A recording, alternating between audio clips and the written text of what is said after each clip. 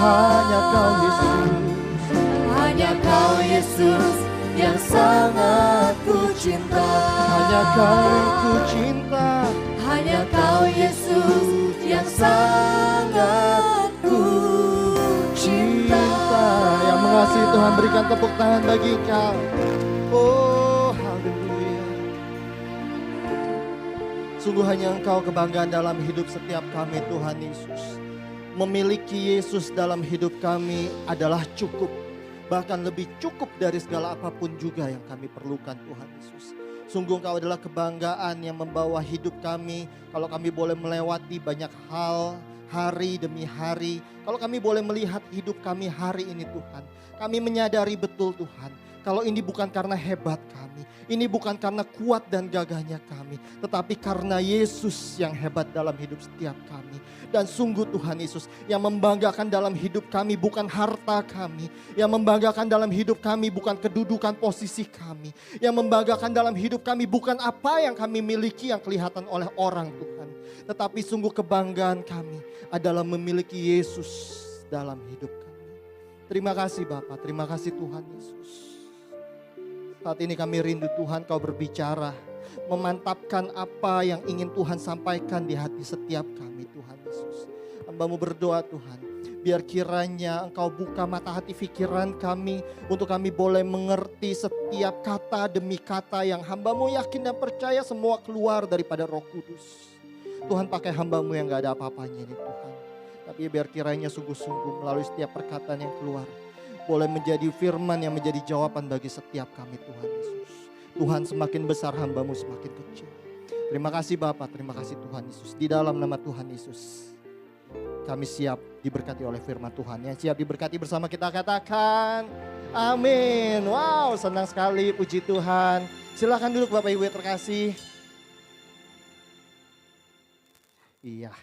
Terima kasih, saya mengucap syukur sama Tuhan Yesus dikasih kesempatan lagi. Yang kali ini saya boleh membagikan firman Tuhan yang saya sungguh-sungguh doakan. Ini boleh menjadi berkat bagi Bapak Ibu Saudara. Jadi kalau saya boleh cerita sedikit. Jadi memang hari ini adalah jadwal dari gembala kita yang akan menyampaikan firman Tuhan. Tetapi hari Jumat kemarin beliau meminta saya ganti.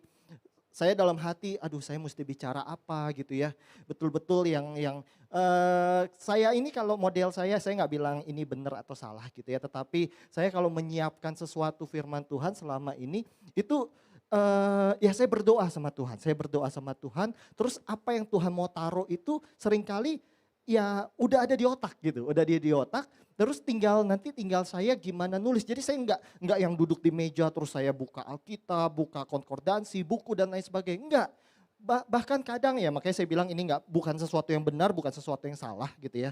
Setiap orang punya cara yang masing-masing. Kadang pun juga saya lagi mandi atau apa. Tiba-tiba kalau emang ada sesuatu yang Tuhan mau taruh di hati saya. Nah itu semuanya udah kekumpul nih di dalam otak. Nanti tinggal saya minta waktu ke istri saya, biasanya ke anak saya perlu duduk diam. Untuk apa? Untuk keluarin yang ada di otak ini yang sudah Tuhan taruh dalam bentuk tulisan yang akan saya bagikan. Selama ini seperti itu Bapak Ibu Saudara. Nanti tinggal kita cari-cari sumber dan lain sebagainya untuk mendukung hal tersebut. Nah ini terlalu mepet. Saya berdoa sama Tuhan, aduh mau ngomong apa. Saya cari-cari gitu ya, seolah-olah saya cari mau bicara ini, mau bicara itu. Saya buka buku, kok kayak rasanya gak ada sesuatu yang saya dapatkan saat itu Bapak Ibu Saudara. Tetapi firman Tuhan hari ini yang mau saya bagikan adalah sesuatu yang pada akhirnya saya dapatkan justru ketika saya lagi berkendara. Saya lagi berkendara, saya melihat bagaimana pemeliharaan Tuhan luar biasa atas hidup saya. Dan makanya saya sempat bilang sama istri saya Ruth, saya bilang firman Tuhan ini yang saya dapatkan bahkan ketika saya meresapi, saya pun keluar air mata Bapak Ibu. Dan betul-betul saya bilang ini firman yang saya sungguh-sungguh doakan menjadi jawaban bagi setiap Bapak Ibu Saudara, katakan amin. Bapak Ibu, siapa di dalam hidup ini yang gak pernah mengalami atau merasakan yang namanya kekhawatiran? Ayo, ngaku dosa. Yang tidak pernah khawatir dalam hidupnya. Gak pernah khawatir tentang kalau yang muda-muda jodohnya. Gak pernah khawatir tentang hari depannya. Ada Bapak Ibu? Nah, sehingga saya punya satu kesimpulan bahwa kekhawatiran adalah sesuatu yang akhirnya umum. akhirnya umum dirasakan oleh orang-orang. Kita masih hidup di dunia ini Pak Bu, gak usah munafik. Kita masih mikirin bagaimana hidup kita ke depan, karir kita gimana. Sehingga kekhawatiran seringkali yang menghantui pikiran setiap kita Pak Bu. Dan sebagai hamba Allah, saya gak bilang itu dosa Pak Bu. Saya gak bilang itu dosa, tetapi saya mau katakan itu berbahaya. Kenapa berbahaya? Kalau nggak berbahaya, kalau tidak berbahaya, saya percaya Tuhan Yesus nggak akan mengingatkan berulang kali untuk bilang apa? Jangan khawatir. Kekhawatiran normal, tetapi jangan sampai kita dikuasai oleh kekhawatiran. Karena ketika kekhawatiran menguasai hati pikiran kita, itu bisa bikin badan kita sakit, bisa bikin kita nggak ada semangat, hilang harapan, nggak ada gairah dan lain sebagainya. Nah hari ini Bapak Ibu dengan firman Tuhan yang mungkin tidak terlalu lama, kita mau belajar bagaimana kita bisa mengatasi rasa khawatir. Tentunya seturut dengan firman Tuhan yang mau katakan amin. Mari kita buka Alkitab kita Matius pasal yang ke-6 ayat yang ke-25 sampai ayat yang ke-34. Mengenai hal kekhawatiran yang disampaikan oleh Tuhan kita Yesus Kristus. Matius pasal yang ke-6 ayat yang ke-25 sampai ayat yang ke-34. Nah sudah ada. Bapak Ibu rindu kalau misalnya kita baca gantian ya. Gantiannya itu laki-laki dan perempuan. Nah biar seru. Jadi ayat yang ke-25 ayat ganjil nanti biar bapak-bapak yang boleh bacakan. Lalu kemudian ayat ke-26 gantian ibu-ibu yang bacakan. Dan seterusnya. Siap Bapak Ibu amin? Siap. Oke, kalau kita sama-sama baca 1, 2, 3. Silakan Bapak-Bapak. Karena itu aku berkata kepadamu, janganlah khawatir akan hidupmu, akan apa yang hendak kamu makan atau minum, dan janganlah khawatir pula akan tubuhmu, akan apa yang hendak kamu pakai. Bukankah hidup itu lebih penting daripada makanan dan tubuh itu lebih penting daripada pakaian? Silakan yang wanita.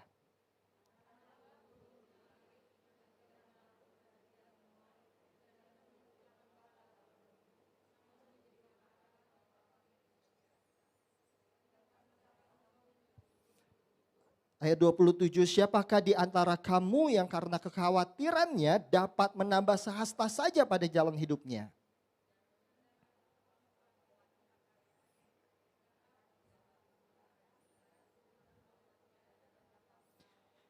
Namun aku berkata kepadamu, Salomo dalam segala kemegahannya pun tidak berpakaian seindah salah satu dari bunga itu.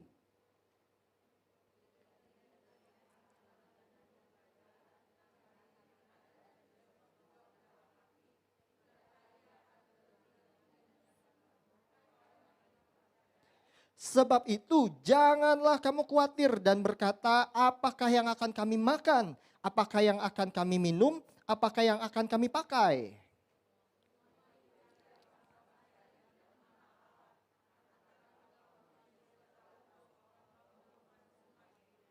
Tetapi carilah dahulu kerajaan Allah dan kebenarannya, maka semuanya itu akan ditambahkan kepadamu.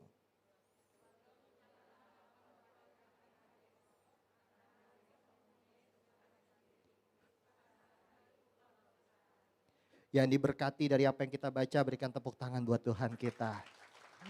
Hari ini kita belajar bagaimana saudara dan saya bisa mengatasi kekhawatiran. Dan yang saya temukan atau yang saya dapat dari apa yang barusan Bapak Ibu Saudara baca, sebetulnya ini kata-katanya gak perlu kita menerjemahkan secara sulit, gak perlu kita menafsir dan lain sebagainya. Saya percaya Bapak Ibu pasti mengerti apa yang Tuhan Yesus sampaikan. Jangan khawatir akan hidupmu. Burung-burung di udara, Tuhan pelihara. Bunga bakung di padang, Tuhan hiasi Bapak Ibu Saudara. Apalagi kita kesayangan-kesayangan Tuhan, amin. Bapak Ibu, tetapi dari apa yang barusan kita baca, saya menangkap ada 3 pelajaran yang penting. Ada 3 hal yang menarik yang saya rindu Bapak Ibu simak dan ambil berkatnya, amin. Yang pertama, kita belajar atau kita sadar mengenai prioritas, katakan prioritas. Yang pertama kita melihat sadar mengenai prioritas.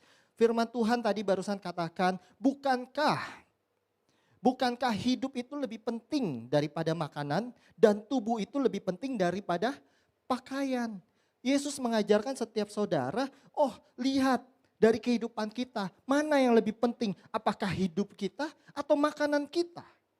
Nah, dari belajar prioritas ini Bapak Ibu Saudara, saya percaya bahwa dengan Bapak Ibu bisa mengerti apa yang penting dalam hidupmu yang harus didahulukan pertama, lalu ditaruh urutan kedua. Kalau Bapak Ibu mengerti prioritas, saya percaya ini bukan sesuatu yang bicaranya hanya Alkitabiah, tetapi dalam dunia manajemen pun juga kita menemukan bagaimana kita bisa memprioritaskan sesuatu. Bapak Ibu memprioritaskan sesuatu dengan baik, tepat dan benar, hasilnya pasti excellent. Hasilnya pasti bagus. Nah, oleh sebab itu Bapak Ibu, saya nggak tahu apa yang menjadi kebutuhan hidupmu, apa yang harus menjadi pengeluaranmu hari-hari ini, tetapi belajar prioritas, mana yang utama, mana yang harus didahulukan Bapak Ibu Saudara. Saya percaya ketika kita bisa menguasai hal ini, kita bisa tahu mana yang penting dalam hidup kita pun hidupnya jalannya akan lebih tertata dengan baik. Katakan amin. Nah, Presiden Amerika Serikat Dwight D. Eisenhower itu mengajarkan atau memberikan satu cara untuk bagaimana Bapak Ibu Saudara bisa mengerti tentang prioritas itu. Hari ini pagi ini kita sama-sama belajar. Boleh slide berikutnya. Nah, ini suka disebut matrix Eisenhower. Eisenhower itu nama yang bikinnya. Nah, di sini ada 4 kotak yang ada. Yang pertama ini Bapak Ibu Saudara bisa melihat, ini di atasnya ini ada tulisan urgent, not urgent. Lalu kemudian important, not important. Jadi ada yang sesuatu yang sifatnya penting, ada sesuatu yang sifatnya tidak penting. Ini harus dibedakan dulu. Lalu kemudian ada yang sifatnya mendesak, ada sesuatu yang tidak mendesak. Jadi misalkan contoh beberapa waktu lalu Tuhan izinkan papa saya mengalami kecelakaan di perjalanan. Lalu saya ditelepon sama papa. Kebetulan saya yang pertama yang ditelepon sama papa dihubungi. Rio, papa kecelakaan, kelihatannya kaki papa patah. Itu pagi-pagi, jam 8:30 pagi. Buat saya ketika mendengar telepon seperti itu, nah ini ada di kotak yang hijau. Kenapa? Ada di kotak hijau. Karena itu sesuatu yang penting. Dan sesuatu yang mendesak. Jadi kalau Bapak Ibu melihat sesuatu yang Bapak Ibu rasa penting, sesuatu yang Bapak Ibu rasa mendesak, itu harus Bapak Ibu tempatkan di yang nomor hijau, yang do, gitu ya. Itu penting, itu mendesak. Tetapi ada juga halnya sesuatu yang penting ya, important, tetapi not urgent, tidak mendesak. Contohnya apa? Jadi tadi saya sudah cerita seharusnya jadwal khotbah saya itu tanggal 27 Bapak Ibu. 27 Maret harusnya jadwal khotbah saya. Nah buat saya jadwal khotbah saya tanggal 27 Maret itu penting. Penting harus saya persiapkan tapi tidak mendesak. Jadi saya nggak perlu siapin buru-buru. Nah ini masuk di yang kuning ini nih. Jadi penting tapi tidak mendesak. Jadi kalau Bapak Ibu menemukan urusan yang seperti itu penting tapi tidak mendesak, nah bisa kita plan, bisa kita persiapkan. Oh iya penting, tapi nggak perlu buru-buru untuk Bapak Ibu Saudara siapkan. Berbeda sama yang hijau tadi, penting, mendesak. Lalu kemudian yang di kolom orange ini sesuatu yang tidak penting tapi mendesak. Tidak penting tapi mendesak. Seperti apa contohnya? Ada yang bisa bantu saya? Misalnya Bapak Ibu sedang rapat gitu ya, terus tiba-tiba ada WhatsApp atau ada telepon gitu ya, masuk saat itu. Nah mungkin sesuatu yang kita baca itu belum terlalu penting, tapi karena panggilan masuk, karena telepon masuk harus kita angkat, itu mendesak kan, harus diangkat. Kalau nggak diangkat, kita akan kehilangan gitu kan, kita nggak akan terima telepon itu, misalkan contoh seperti itu. Nah akhirnya untuk hal-hal seperti itu bisa ada kalanya kita mendelegasikan. Misalnya Cikoni lagi rapat atau apa ya, terus tiba-tiba ada telepon masuk dan lain sebagainya, itu bisa didelegasikan, minta tolong ke anaknya Kaira, angkatin dulu. Nah ini nih, ini yang ada di posisi di sini. Nah yang posisi di sini, ini adalah sesuatu yang tidak penting dan tidak mendesak. Contohnya apa? Nonton drakor. Wah setuju nggak? Iya kan? Ya mungkin bagi sebagian orang menganggap itu penting ya, saya nggak tahu lah, tetapi ada halnya ya sesuatu yang tidak penting dan tidak mendesak. Sekarang saya mau tanya sama Korean, main tenis. Nah, main tenis itu posisinya ada di mana tuh? Penting mendesakkah? Nah, bingung kan? Atau tidak penting tapi mendesak? Oh, ke satu. Pak Bu, saya nggak tahu hobimu, kesukaanmu atau apapun itu, tetapi dengan kita belajar prioritas, kita akan tahu mana yang harus Bapak Ibu taruh ada di posisi yang hijau ini, penting, mendesak harus Bapak Ibu lakukan, atau sesuatu yang tidak penting dan tidak mendesak. Jadi jangan dibolak-balik. Sekarang saya mau tanya lagi sama Ken, ke gereja. Nah, ayo, ke gereja ibadah hari Minggu. Penting mendesakkah? Yang jawab biar hati kita masing-masing Bapak Ibu Saudara. Karena hari-hari ini gara-gara online nih saya ngomong ini, saya bukan bermaksud untuk menyalahkan, bukan bermaksud untuk bilang itu tidak benar, tetapi karena orang kebiasaan atau udah kesenangan ibadah online hari-hari ini, ya udah saya online aja deh. Gitu saya nggak ke gereja. Kalau alasannya oke, masuk akal nggak apa-apa, tapi pagi-pagi sepedaan dulu, jalan-jalan dulu gitu ya. Ke gereja takut. Tapi jalan-jalan, jalan terus Bapak Ibu Saudara. Pak Bu, sekali lagi saya mau ingatkan sebagai hamba Allah. Carilah Tuhan selama ia masih berkenan ditemui. Ada kan ayatnya seperti itu. Bapak Ibu masih ada kesempatan cari Tuhan saat-saat ini. Nah ini kita belajar bagaimana kita memprioritaskan sesuatu dalam hidup kita. Kalau engkau bisa mengerti atau kita bisa menguasai tentang membuat sebuah perencanaan yang baik. Saya percaya hidup kita, saudara dan saya akan lebih tertata dengan baik. Slide berikutnya. Ada kata-kata dari seorang John L. Beckley bilang gini, most people don't plan to fail, they fail to plan. Kebanyakan orang itu tidak pernah merancangkan hidupnya untuk gagal. Tetapi dia gagal dalam perencanaan. Kalau hidupmu hari ini usahamu mungkin berantakan. Coba lihat bagaimana dengan perencanaanmu Pak Bu. Bagaimana dengan perencanaanmu? Coba slide berikutnya. Maka firman Tuhan di dalam Amsal katakan rancangan gagal kalau tidak ada pertimbangan. Pak Bu, kita boleh menyiapkan segala sesuatu tapi harus buat perhitungan yang baik, perhitungan yang matang. Makanya Tuhan Yesus ingatkan, kalau engkau mau bangun menara, duduk dulu, bikin perancangan, dihitung dulu dan lain sebagainya. Itu bukan kata saya tapi kata Tuhan Yesus Pak Bu. Gitu.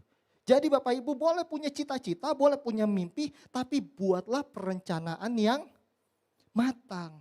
Termasuk dalam hal keuangan. Kenapa hari-hari ini banyak orang yang mungkin dari sisi keuangan, saya bukan ahli keuangan di sini Pak Bu, tetapi saya mau ingatkan ini buat kita bisa sama-sama belajar.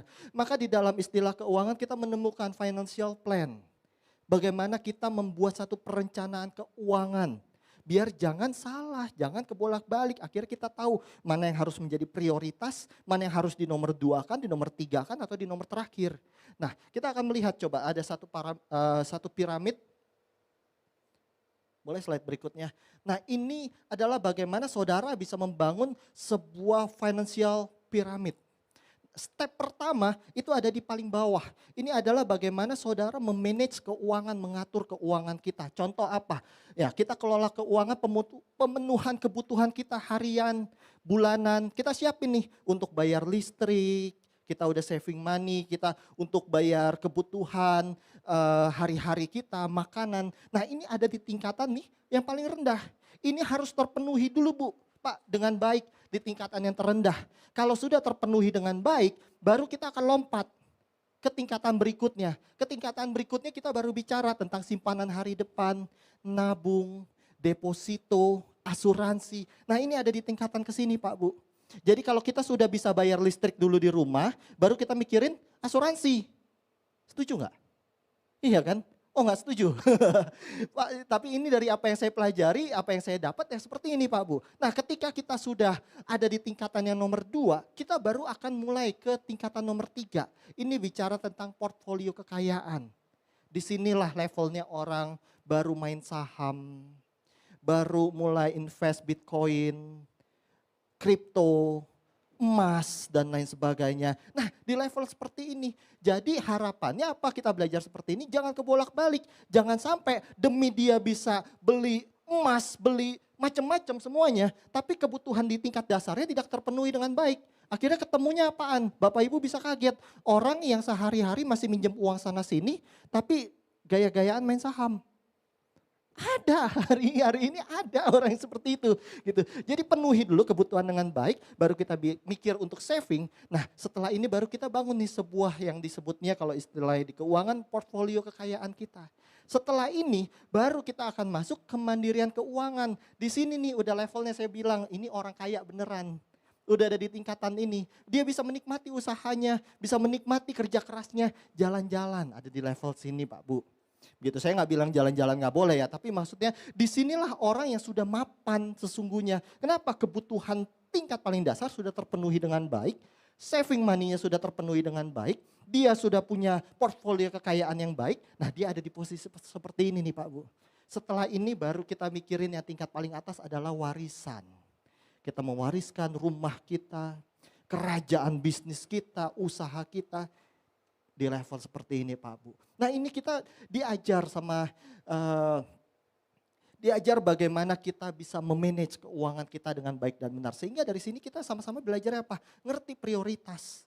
Mana yang harus diutamakan, mana yang harus didahulukan. Slide berikutnya. Iya, nah dari Alkitab saya belajar tentang bagaimana prioritas itu dari Daud dan Salomo. Dari Daud dan Salomo. Suatu hari Daud mau membangun bait Allah, kita sama-sama tahu ceritanya. Tetapi karena Daud udah terlalu banyak berperang, tangannya berlumuran darah, akhirnya Allah bilang, no bukan kamu yang akan bangun bait Allah ini, tapi anak kamu Salomo. Jadi ceritanya kurang lebih seperti itu Pak Bu. Nah dari kejadian ini, dari kisah ini nanti Bapak Ibu bisa baca di rumah 1 Tawarik pasal yang ke-22 ayat yang ke-2 sampai 19. Apa yang bisa dipelajari? Saya menangkap prioritas Daud yang pertama, dia menguasai dulu, dia memahami, mengerti dulu kehendak Tuhan. Dia mengerti dulu firman Tuhan. Lalu setelah itu step kedua yang dilakukan oleh Daud apa? Dia mempersiapkan Salomo. Anaknya dipersiapkan dulu oleh Daud. Dan step ketiga yang dilakukan Daud, baru dia kumpulin bahan bangunan, material, dan lain sebagainya Pak Bu. Nah ini ada step yang bisa kita belajar. Dari seorang Daud, bagaimana dia belajar yang namanya prioritas Pak Bu. Oleh sebab itu pelajaran pertama, bagaimana kita mengatasi kekhawatiran kita. Mungkin kau bisa khawatir tentang hari depanmu, hidupmu dan segala macamnya. Tetapi setidaknya dengan engkau mengerti tentang prioritas, kita bisa belajar. Kita bisa belajar dan saya percaya itu akan mengatasi kekhawatiran kita. Slide berikutnya. Makanya firman Tuhan katakan, nah inilah yang menjadi prioritas pertama bagi setiap kita. Tetapi carilah dahulu kerajaan Allah dan kebenarannya, maka semua akan ditambahkan kepadamu. Sekarang saya mau tanya lagi deh.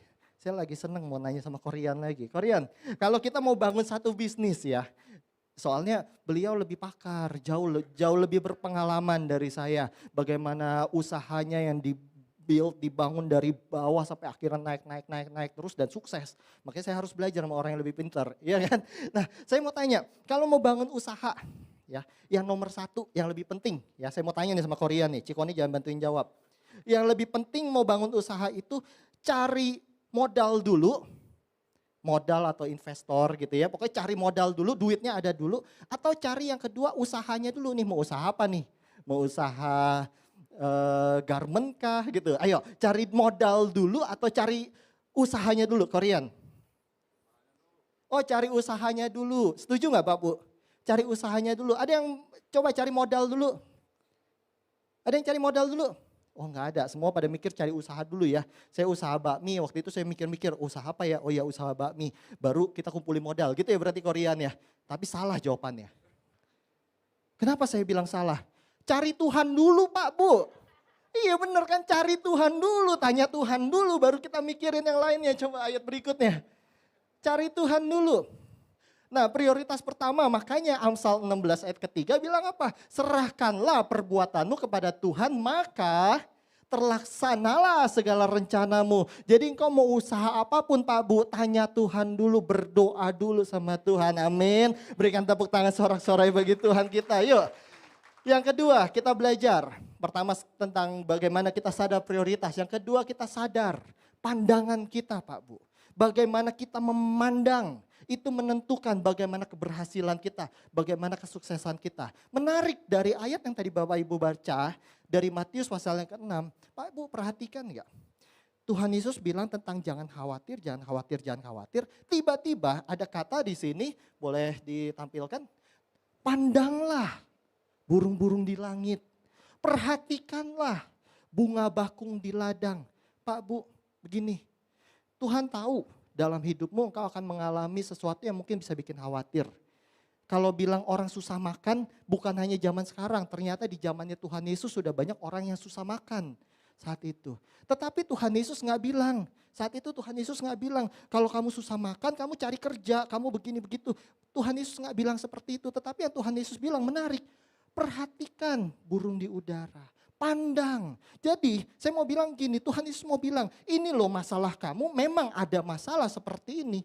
Tapi ubah cara pandang kamu, jangan cuma melototin yang namanya masalah. Jangan cuma ngelihat masalahnya. Pak Bu, saya tahu hidupmu susah. Saya tahu engkau udah dikejar tagihan, jatuh tempo dan lain sebagainya. Tapi di luar sana ada orang yang hidupnya lebih menderita lagi dari kita. Tapi kalau orang di luar sana Tuhan bisa tolong, masa Tuhan gak bisa tolong kita? Makanya jangan kita cuma terfokus masalah kita. Oh masalah saya di sini Tuhan. Kita cuma ngelihatnya masalah, kita cuma nangis. Tapi gak pernah mikirin jalan keluar.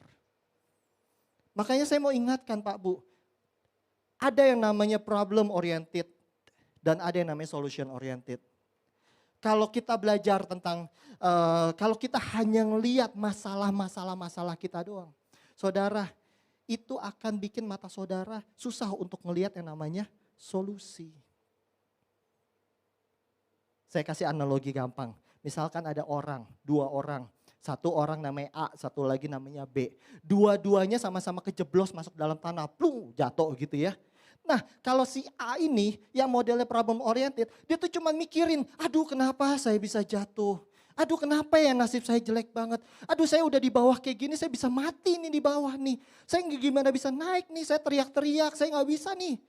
Dengan keadaan seperti ini. Saya teriak tolong, saya berdoa, saya telepon polisi gak ada sinyal dan lain sebagainya. Nah dia cuma meratapi keadaannya dia. Itu dia cuma fokus sama yang namanya masalah. Tetapi si B ketika dia jatuh, lumayan sakit juga nih. Tapi dia mikirin gimana cara saya bisa keluar ya. Apa mungkin saya keluar, saya cari ranting-ranting pohon, saya bisa naik gitu ya. Saya bisa usaha atau saya mungkin cari tanah ya, saya gali-gali, saya bangun, saya tumpuk. Sekarang saya mau tanya ada dua orang A sama B. Yang keluar dari tanah itu siapa duluan Pak Bu? Yang B. Yang fokus untuk memikirkan solusi. Jadi saya mau bilang gini Pak Bu, masalahmu boleh ada di depan mata, tetapi jangan kita yang hanya fokus sama ngelihat yang namanya masalah. Kalau kita cuma ngelihat sama yang namanya masalah, saya mau bilang bangsa Israel gak akan pernah keluar dari Mesir.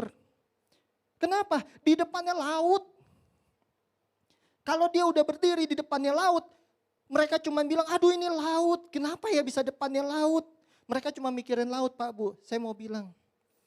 Mereka gak akan pernah bisa melewati laut itu kalau cuma dihantui sama ketakutan. Tetapi saya mau katakan, kalau Tuhan saat itu sanggup membelah laut merah terbuka, samudera terbuka, mereka bisa melintas. Saya percaya Tuhan yang sama sanggup menolong saudara dan saya. Kalau Tuhan saat itu bisa membuka laut, Tuhan pun juga saat ini bisa membuka setiap masalah-masalah saudara dan saya. Tetapi jangan fokus sama masalahnya. Tapi alihkan pandanganmu kepada Tuhan yang besar. Aku punya Tuhan yang besar. Jadi ketika engkau ngelihat satu masalah, oke kita bisa ngomong kalau bahasa Betawinya, gue tahu lu gede. Tapi Tuhan gue lebih gede, amin. Iya. Pak Bu, kalau kita cuma takut atau kita cuma fokus sama masalah kita, sama nih kejadiannya sama bangsa Israel. Ketika dia ditantang sama yang namanya Goliat, diolok-olok sama yang namanya Goliat, badannya gede banget. Pasukan terlatih saat itu. Coba lihat, ada nggak pasukan Israel yang maju? Nggak ada. Nggak ada pasukan Israel yang maju. Mereka cuma fokus ngelihat, aduh nih Goliat gede banget nih. Udah kayak raksasa nih. Saya kalau maju mati dong. Saya nggak bisa maju nih, saya nggak bisa ngelawan. Bangsa Israel cuma fokus sama masalahnya. Goliat tidak pernah kalah. Tetapi Daud Pak Bu, dia gak fokus, dia gak ngelihat Goliatnya mau besar kek, mau kayak apapun bentuknya. Tapi dia cari cara. Dia cari batu. Dia bikin semacam ketapel. Lalu dia jalan, dia maju. Dan dia percaya pandangan dia benar. Saya memandang bukan Goliat yang besar, tapi saya punya Tuhan yang besar. Apa yang terjadi? Goliat kalah. Engkau kalau cuma ditakutin sama masalahmu doang, masalahmu gak akan bisa kecil kalau kita takutin Pak Bu. Tetapi bagaimana kita merubah pandangan kita. Jangan lagi kita terfokus sama yang namanya masalah. Saya percaya Pak Bu, kalau saudara gak fokus sama yang namanya masalah, saudara pasti akan menang. Saya ingat di tahun 80-an ada satu lagu, ini bagus banget lagunya. Saya gak tahu Bapak Ibu tahu atau pernah dengar. Coba mungkin boleh kasih... Saya nggak tahu, belum cari nada sebelah G. Oke. Ikutin tangan aku aja, Bigel. Sorry, C aja.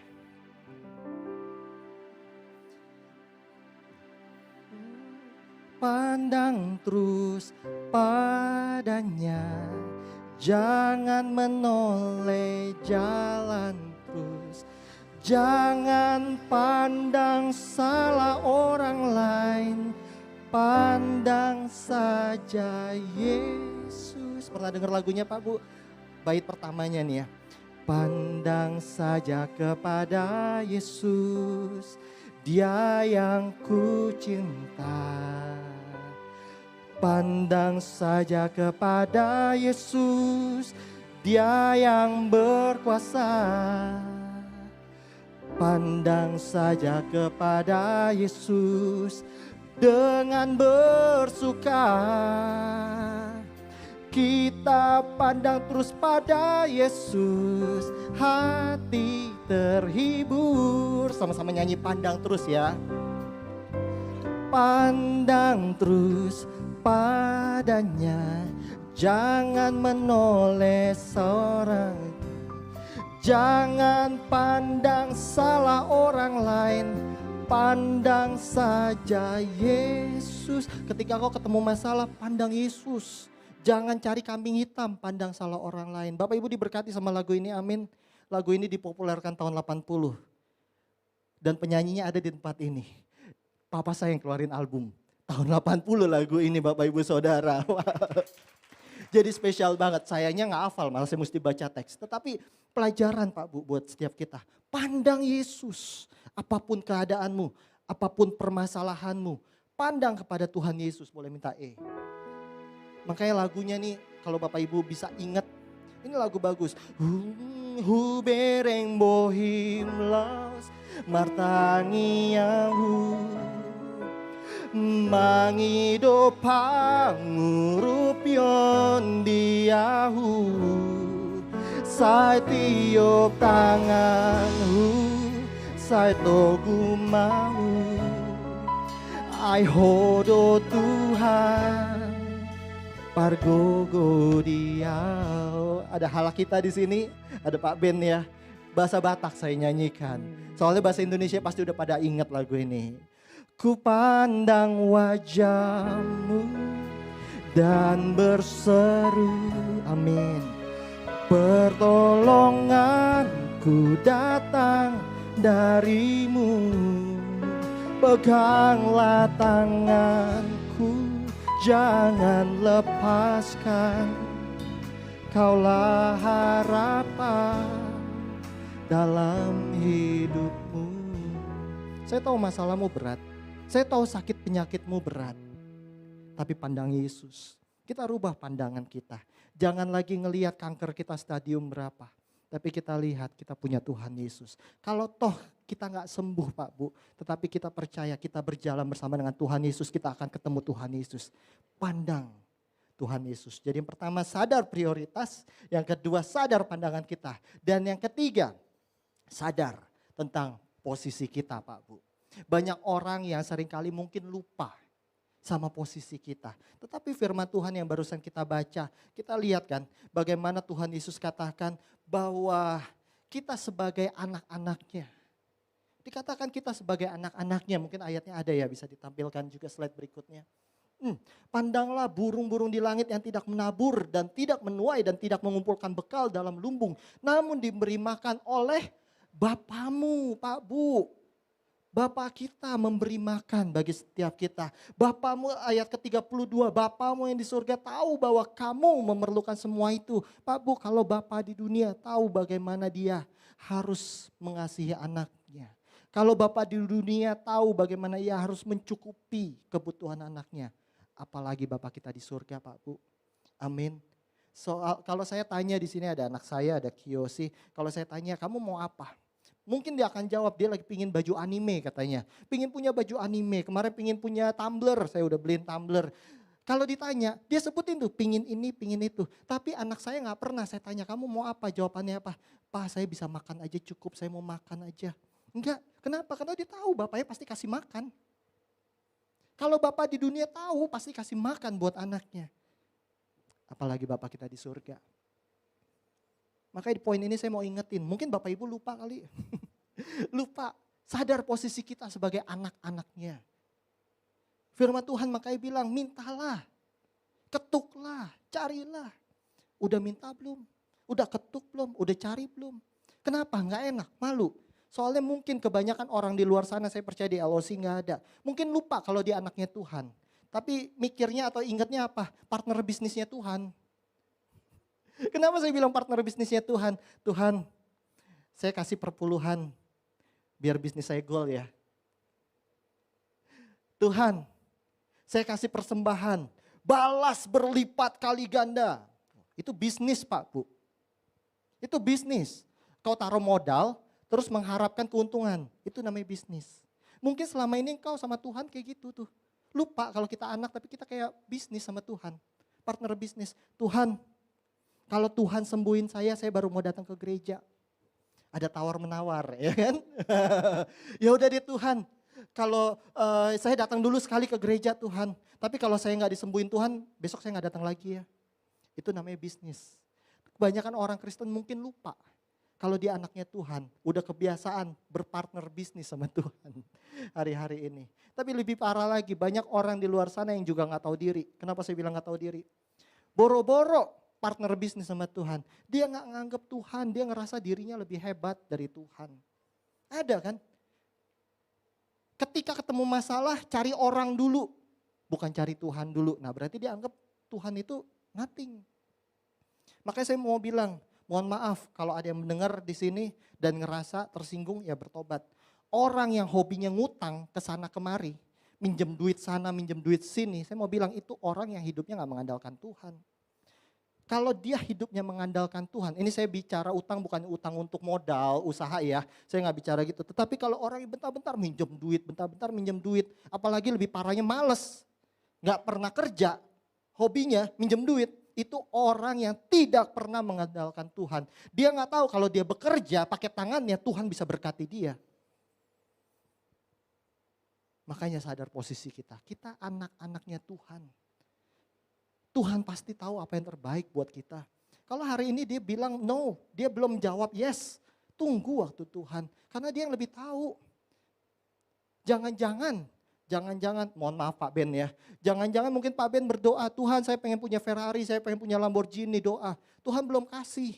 Kenapa? Jangan-jangan nanti udah pakai Ferrari, Lamborghini, istrinya ganti lagi. Mohon maaf Pak Ben, mohon maaf. Tetapi ada orang kayak gitu kan Pak Bu. Gitu. Makanya Tuhan tahu apa yang terbaik buat setiap kita. Tuhan tahu. Kalau hari ini engkau bagusnya masih naik Avanza, bersyukur sama Tuhan, amin. Apapun keadaan kita, Tuhan tahu yang terbaik. Sadar posisi kita. Ada slide berikutnya enggak? Saya malah lupa. Ya jadi hari ini kita belajar mengatasi kekhawatiran dengan 3 SP. Nah jadi kalau diingat khotbah hari ini pendetanya ngomong apa? 3 SP. Pertama, sadar prioritas kita. Bangun prioritas yang benar. 2, kita sadar pandangan kita. Dan yang ketiga, kita sadar posisi kita. Kalau kita sudah melakukan hal ini Pak Bu Saudara, kalau kita sudah melakukan ini dengan benar, saya percaya kita bisa ketemu khawatir, kita bisa mengalami kekhawatiran, tapi kita bisa mengatasi kekhawatiran kita. Kalau hari ini Pak Bu, mungkin engkau berpikir pendeta gampang aja ngomong kayak gini, tapi saya ngalamin, besok saya udah dikejar jatuh tempo, besok saya nggak tahu harus makan apa. Pak Bu, hari ini saya berbicara bukan dari teori yang saya pelajari. Tetapi justru dari kehidupan yang saya alami Pak Bu. Kalau engkau bilang susah, saya juga pernah susah. Kalau engkau bilang kekurangan, saya pun juga sudah merasakan yang namanya kekurangan. Saya sama istri, ini bukan sesuatu yang salah, bukan sesuatu yang benar, tapi saya dan istri bukan orang yang terlahir kaya. Kalau kami bisa mencapai pada satu pencapaian kami bisa mencapai itu bukan karena privilege, bukan. Tetapi saya mau bilang begini Pak Bu, saya belajar banyak dari istri saya justru. Saya belajar banyak dari istri saya. Istri saya itu SMA kelas 1 harus ditinggal oleh papanya. Ditinggal pergi sama papanya, dia anak paling besar saat itu. Akhirnya dia punya satu rasa, sebetulnya bukan kewajiban, satu rasa kalau dia harus membantu perekonomian keluarga saat itu. Jadi istri saya sekolah, pulang sekolah, kalau anak-anak lain bisa jalan-jalan, bisa nongkrong ke mall, dia pulang sekolah, pulang lalu langsung lanjut ngajar les. Dia ngajar les terus. Bahkan ketika orang bisa nongkrong jalan sampai weekend, Sabtu Minggu, istri saya masih ngajar les. Saya pertama kali kenal sama istri saya, makanya saya masih sempat nganterin untuk ngajar les. Tetapi puji Tuhan Pak Bu, orang tua di dunia, bapaknya di dunia mungkin bisa stop memberi makan buat anaknya. Tetapi Bapa di surga tetap pelihara kok kehidupan istri saya. Sampai dia masuk kuliah, dia punya keinginan, punya cita-cita pengen jadi dokter. Bahkan kalau sekarang ngobrol katanya kalau suatu hari ada rejeki lebih, ada waktu lebih, masih pingin katanya sekolah dokter. Siapa tahu mau ada yang mau sponsorin kan saya ngomong. Dia cuma pikir waktu itu saya pingin masuk tempat kuliah tapi dari universitas yang lumayan bagus lah. Sekalipun uang gak ada, uang pas-pasan. Dia masuk Atmajaya. Jurusan apa Pak Bu? Jurusan dicari jurusan yang paling murah. Dicari jurusan yang paling murah. Dia masuk bimbingan konseling. Saya nggak tahu Bapak Ibu ada yang kepikiran anaknya sekolah masuk bimbingan konseling. Dia masuk bimbingan konseling, cuma nyari yang paling murah saat itu. Tapi dia selesaikan bagian dia. Dia selesai cum laude di sana. Sekalipun sekolahnya bimbingan konseling, tapi Tuhan bisa bawa dia hari ini dia kerja di salah satu bank di Indonesia. Dengan posisi yang Tuhan antar, semakin hari semakin baik. Saya mau bilang Pak Bu sekali lagi, mungkin Bapak di dunia kita gak tahu waktunya kapan bisa stop. Gak bisa lagi mencukupi kebutuhan kita. Tetapi kita punya Bapak di surga, katakan amin. Itu cerita tentang istri saya. Tadi saya mau minta mama saya, cuma nanti mama saya nangis lagi, saya suruh maju. Saya dulu tuh nakalnya ampun-ampunan Pak Bu. Nakal di sekolahan. Saya dari kelas 3 SD, bayangin anak kelas 3 SD. Saya dulu sekolah di Bunda Mulia. Dianterin sama mama naik mobil waktu itu, dianterin. Terus mama jalan, saya gak masuk sekolah, saya kabur. Nongkrong, jalan. Pulang sekolah, jamnya pulang saya baru pulang, nongol. Kelas 3, kelas 4, kelas 5 SD Pak Bu, saya trek-trek balapan liar di jalanan. Kelas 5 SD tuh saya kayak gitu. Sewa motor sama tukang ojek. Terus balapan liar. Wah kalau Bapak Ibu mungkin pernah lihat di jalanan suka kayak gitu kan. Ini saya kelas 5 SD. Akhirnya kelas 5 SD saya kena batunya. Saya gak naik kelas. Kelas 5 SD saya gak naik kelas. Nah ketika saya gak naik kelas, mama saya nanya sama Tuhan. Tuhan kenapa? Kok gak naik kelas nih kayak begini gitu kan. Apa yang harus saya lakukan? Mama punya teman-teman pendoa semuanya. Pak Bu menarik. Saya kelas 5 SD yang hidupnya masih hancur-hancuran, masih gak jelas masa depannya. Di situ suara Tuhan sudah turun untuk mama saya lewat teman-teman pendoanya. Ngomong apa? Tuhan mau pakai Rio jadi hamba Tuhan. Kelas 5 SD. Nah tapi gini Pak Bu. Waktu itu mama saya bekerja di satu perusahaan. Mama saya kerja di satu perusahaan. Mama dan papa kerja di satu perusahaan. Pada saat itu Tuhan bilang ke mama, kamu berhenti kerja. Urus anak kamu. Kalau saya boleh kasih gambaran atau saya kasih background story, mama sama papa secara penghasilan lebih besar mama saat itu di satu perusahaan. Nah, tetapi kami hidup tinggal atau tanda kutip numpang sama oma saya. Kami belum punya rumah sekeluarga saat itu. Lalu kemurahan Tuhan, perusahaan papa saya ngomong ke papa saya, kamu gak pengen punya rumah? Kalau kamu mau punya rumah, kamu beli rumah pakai uang kantor. Dikasih kayak gitu, pakai uang kantor. Nanti kamu cicil aja dari gaji kamu. Terserah kamu mau cicil berapa dari gaji kamu. Dan dengan hitung-hitungan papa sama mama saat itu, karena kan mikirnya mama bekerja.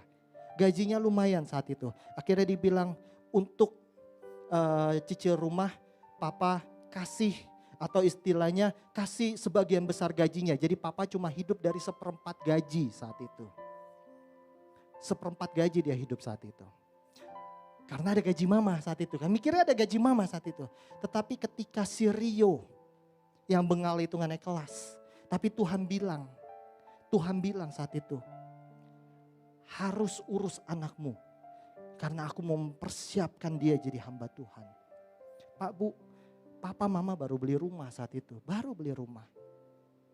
Dan rumah yang kami tempati saat itu, ya memang kita numpang sama oma, tetapi itu juga rumah dari kakak mama yang mempekerjakan mama. Jadi mau gak mau kita harus pindah dari rumah itu.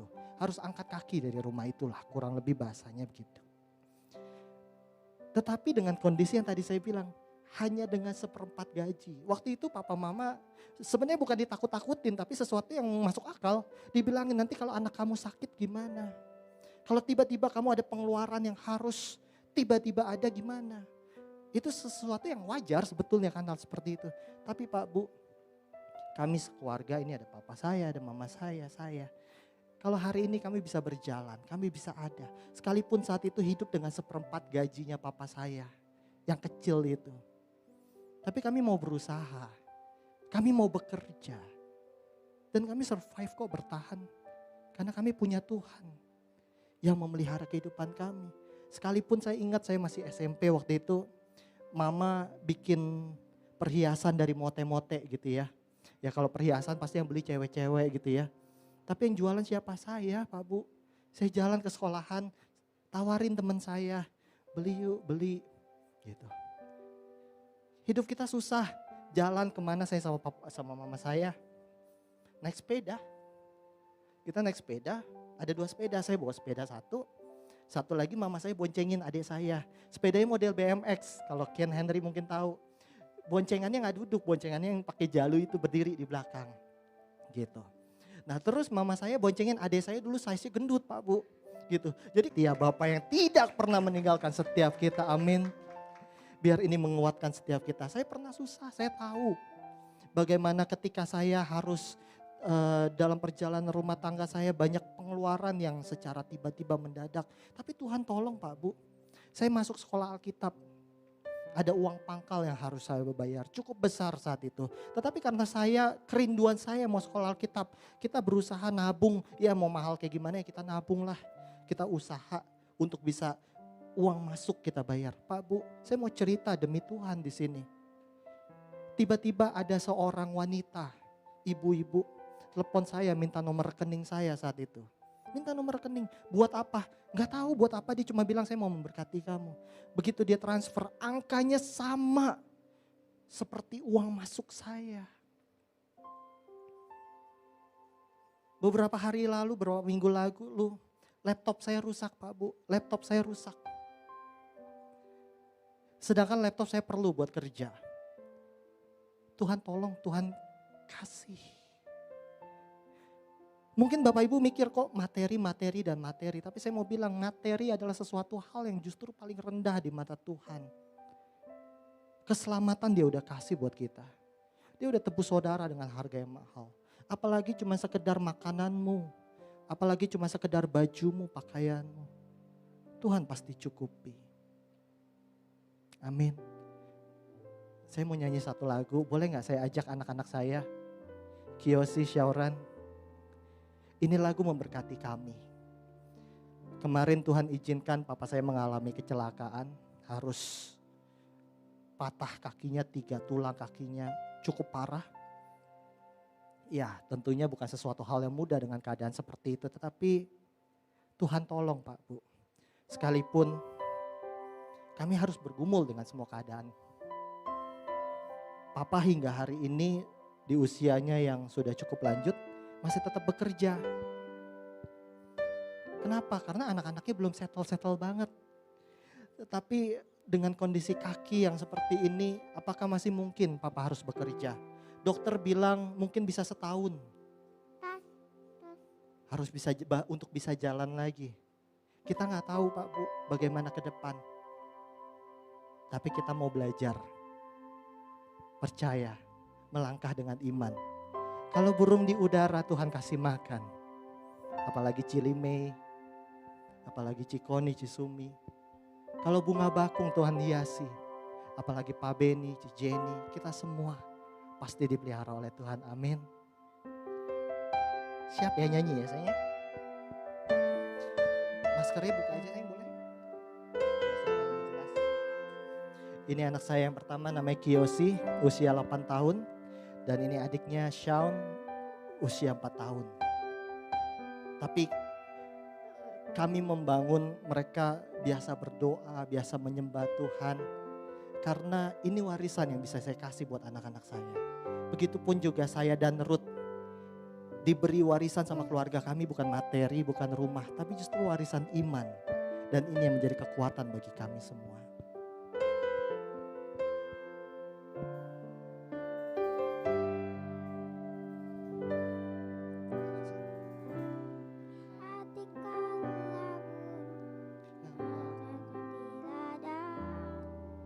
Tuhan hiasi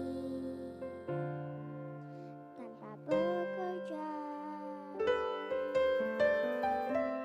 apalagi kita orang percaya. Tuhan pelihara, Tuhan sediakan. Perhatikan burung-burung di udara.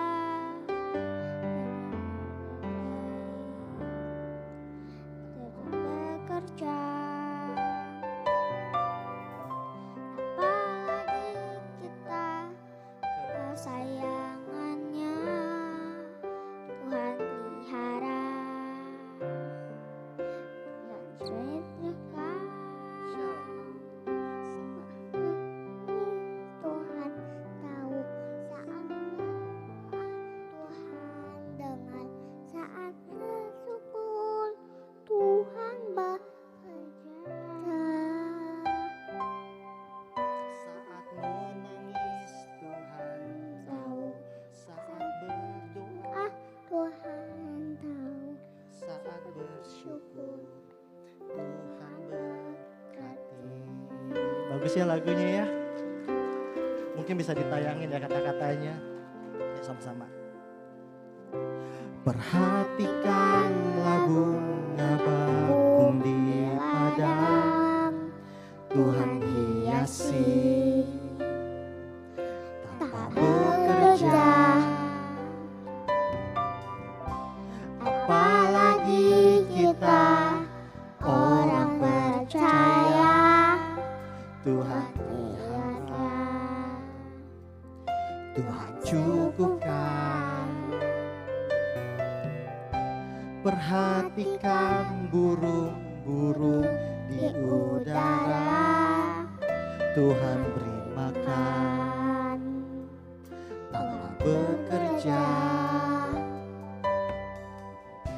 Apalagi kita kesayangannya, Tuhan pelihara,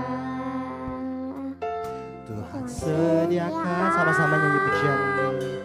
Saat kau perlu Tuhan tahu, saat kau minta Tuhan dengar, saat percaya Tuhan bekerja, saat menangis Tuhan tahu, saat berdoa Tuhan dengar, saat bersyukur Tuhan berkati. Mari saya rindu kita semua yang punya. Saat Tuhan tahu, saat Tuhan dengar, saat percaya Tuhan bekerja. Saat kau nangis Tuhan tahu, Tuhan tahu. Saat berdoa Tuhan dengar, saat bersyukur Tuhan Saya ajak semua bangkit berdiri sekali lagi naikkan pujian ini. Saat menangis Tuhan tahu, saat meminta Tuhan dengar, saat percaya Tuhan bekerja. Saat menangis Tuhan tahu, saat berdoa Tuhan tahu, saat bersyukur Tuhan berkati. Pak Bu, saya jadi ingat ketika Yesus harus kasih makan 5.000 orang saat itu. Yang ada cuma 5 roti sama 2 ikan. Cukup gak Pak Bu ngasih makan 5.000 orang? No, gak cukup saat itu. Tetapi kalau Bapak Ibu baca ayatnya baik-baik, baca ayatnya baik-baik. Di situ gak pernah dibilang kalau Yesus tumpang tangan, Yesus berdoa atau apapun. Tetapi kata-katanya apa? Yesus angkat roti, Yesus angkat yang ada itu. Yesus bersyukur. Yesus bersyukur. Ketika Yesus bersyukur, mujizat terjadi. Hari ini Pak Bu, mungkin kau masih berteriak sama Tuhan. Tuhan, saya khawatir sama hidup saya. Saya gak tahu gimana hidup saya ke depan. Saya gak tahu bagaimana keadaan saya. Hari ini saya mau makan apa saya gak tahu. Mungkin bukan kekhawatiran materi saja yang engkau alami. Tetapi ketika engkau ditinggal orang yang dikasihi. Tuhan, gak ada mama saya lagi, saya gimana? Gak ada papa saya lagi, saya gimana? Pak Bu, mungkin keadaanmu saat ini membuat engkau ada di titik terendah. Tapi saya mau bilang begini sebagai hamba Tuhan. Tuhan gak pernah janji hidupmu akan selalu enak-enak aja. Tuhan gak pernah janji hidupmu akan selalu baik-baik aja. Raja Daud mengingatkan ada kalanya sekalipun kita dalam lembah kekelaman. Tapi kita punya gembala yang baik Pak Bu. Gembala yang gak akan pernah meninggalkan saudara dan saya. Gembala yang akan senantiasa membawa kita kepada rumput yang hijau. Membawa kita kepada air yang tenang. Amin. Jadi sekalipun kita dalam keadaan yang lemah, dalam keadaan yang sulit, saya mau bilang, nangismu Tuhan tahu, doamu Tuhan tahu, apa yang kamu minta, apa yang kamu perlu, Tuhan tahu. Saat kita percaya, tadi kata lagunya, saat kita percaya Tuhan bekerja. Dan saat kita bersyukur, Tuhan memberkati. Amin. Saat kau perlu, Tuhan tahu. Saat kau minta, Tuhan dengar. Saat percaya, Tuhan bekerja. Saat kau nangis, Tuhan tahu. Saat berdoa, Tuhan dengar. Saat bersyukur, Tuhan berkati. Saat kau perlu, Tuhan tahu. Saat kau minta, Tuhan dengar. Saat percaya, Tuhan berkati. Saat menangis, Tuhan tahu. Saat berdoa, Tuhan dengar. Saat bersyukur, Tuhan berkati. Saat bersyukur, Tuhan berkati. Saat bersyukur, Tuhan berkati. Haleluya. Terima kasih Tuhan. Kami tahu Tuhan sebagai manusia kami lemah. Sebagai manusia kami bisa kecewa. Kami sebagai manusia bisa merasa ditinggalkan. Kami sebagai manusia bisa cemas, khawatir, gelisah dengan keadaan kami. apalagi dengan masalah kami Tuhan. Tetapi biar kiranya firman Tuhan pagi hari ini boleh kembali menegur kami, boleh kembali mengingatkan setiap kami Tuhan Yesus. Ada kalanya kami harus berjalan dalam titik rendah kehidupan kami, dalam lembah kekelaman kami. Tapi kami percaya Tuhan, ada tangan-Mu yang kuat dan penuh kuasa yang senantiasa selalu menopang, memegang setiap tangan kami Tuhan Yesus. Karena kami tahu Tuhan Yesus, kalau Bapa di dunia, orang tua kami di dunia tahu memberi yang terbaik buat anaknya. Apalagi Bapa kami di surga. Kalau orang tua kami di dunia tahu gak mau biarin kami kelaparan. Kalau orang tua kami di dunia gak mau biarin kami kehujanan. Tidak mau ikut merasa sedih ketika kami sakit. Apalagi Tuhan kami di surga, apalagi Bapa kami di surga Tuhan. Hamba-Mu berdoa Bapa di dalam nama Tuhan Yesus Kristus. Buat setiap kita yang lemah. Kalau hari-hari ini Engkau merasakan, Tuhan aku gak sanggup lagi. Tuhan aku gak kuat lagi Tuhan. Firman Tuhan pada pagi hari ini mengingatkan setiap kita. Tetap percaya sama Tuhan apapun keadaanmu. Sekalipun kau belum melihat ada jalan keluar. Sekalipun kau melihat masih pintunya tertutup Pak Bu Saudara. Tetapi saya mau bilang di dalam nama Tuhan Yesus mujizat pasti terjadi. Ketika engkau bisa bersyukur dengan keadaanmu.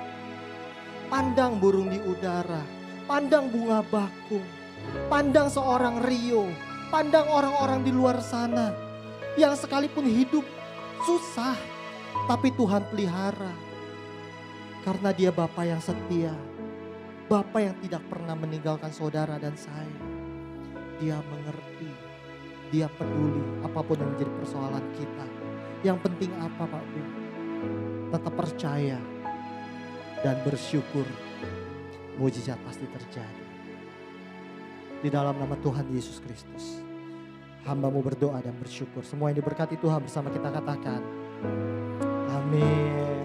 Silakan duduk Bapak Ibu Saudara.